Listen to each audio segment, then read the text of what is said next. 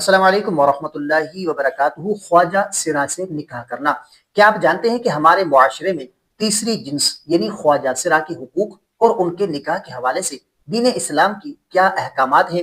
عام طور پر اس موضوع پر کھل کر بات نہیں کی جاتی، جس کی وجہ سے بہت سی غلط فہمیاں اور شرعی احکامات سے دوری دیکھنے کو ملتی ہے۔ اسلام ایک ایسا مکمل باضابطہ حیات دین ہے جس نے کائنات کے ہر انسان کو حقوق دیے ہیں۔ آج کی اس ویڈیو میں ہم قرآن، سنت اور فقہ اسلامی کے مستند فتاوی کی روشنی میں یہ جانیں گے کہ کیا کسی خواجہ سرا سے نکاح کرنا جائز ہے، اور اس حوالے سے شریعت مطہرہ ہماری کیا رہنمائی فرماتی ہے۔ تو ویڈیو کے ساتھ آخر تک ضرور جڑے رہیں۔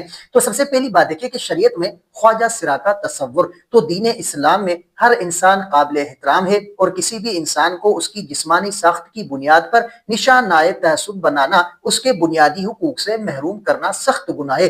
فقہ اسلامی میں خواجہ سرا کو خنثی کہا جاتا ہے۔ شرعی اور طبی اعتبار سے ان کی مختلف اقسام ہوتی ہے، اور نکاح کا جواز یا عدم جواز مکمل طور پر اس بات پر منحصر ہوتا ہے کہ اس فرد کے جسمانی اور حیاتیاتی اثرات کس جنس سے زیادہ ملتے ہیں۔ تو اس نازک اور اہم موضوع کو صحیح شرعی نقطۂ نظر سے سمجھنے کے لیے ہمیں ان تین بنیادی پہلوؤں کو جاننا ہوگا۔ تو سب سے پہلا پہلو کہ خنثی کی اقسام، اگر ان کا تعین شریعت نے خواجہ سراؤں کو ان کی جسمانی علامات کے حساب سے تقسیم کیا ہے تاکہ ان کے احکامات واضح ہو سکیں، تو خنثی غیر مشکل واضح جنس یہ وہ افراد ہوتے ہیں جن میں پیدائشی طور پر مردانہ یا زنانہ علامات بالکل واضح ہوتی ہیں۔ اگر ان میں مردانہ علامات غالب ہوں تو شریعت انہیں مرد شمار کرتی ہے، اور اگر زنانہ علامات غالب ہوں تو انہیں عورت تسلیم کیا جاتا ہے۔ تو خنثی مشکل مبہم جنس یہ وہ نادر صورت ہوتی ہے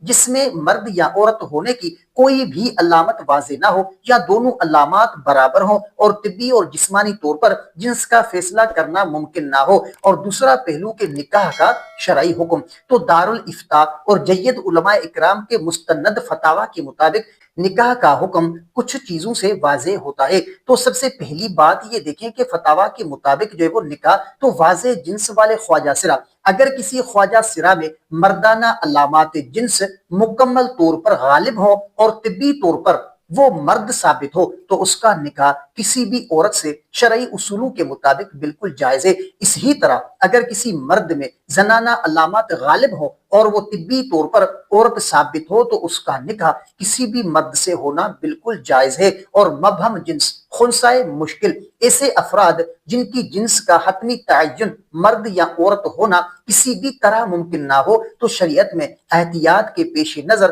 ان کا نکاح کسی سے بھی کرنا جائز نہیں ہوتا، کیونکہ نکاح کے لیے زوجین مرد اور عورت کی جنس کا واضح ہونا بنیادی شرط ہے۔ اور تیسرا پہلو کہ معاشرتی حقوق اور ہماری ذمہ داری، تو نکاح کے احکامات کے ساتھ ساتھ اسلام ہمیں ان کے ساتھ حسن سلوک کا درس دیتا ہے۔ تو اسلام میں خواجہ سراؤں کو وراثت جائیداد میں حصہ دار بنایا گیا ہے، جو ان کی وہ جنس کے غلبے کے حساب سے طے ہوتا ہے۔ انہیں وہ صرف ان کی جسمانی حالت کی وجہ سے طعنہ دینا، گھر سے نکال دینا، یا بنیادی انسانی حقوق جیسے تعلیم، صحت اور عزت نفس سے محروم کرنا اسلام کی تعلیمات کے سراسر خلاف ہے۔ تو ناظرین، خلاصہ یہ ہے کہ دین اسلام نے کسی بھی انسان کو بے یار و مددگار نہیں چھوڑا۔ خواجہ سرا بھی اللہ پاک کی مخلوق ہیں، اور اگر طبی اور شرعی طور پر ان کی جنس کا تعین واضح ہو تو شریعت انہیں نکاح کر کے ایک پاکیزہ خاندانی زندگی گزارنے کا پورا حق دیتی ہے۔ ہمیں بحیثیت مسلمان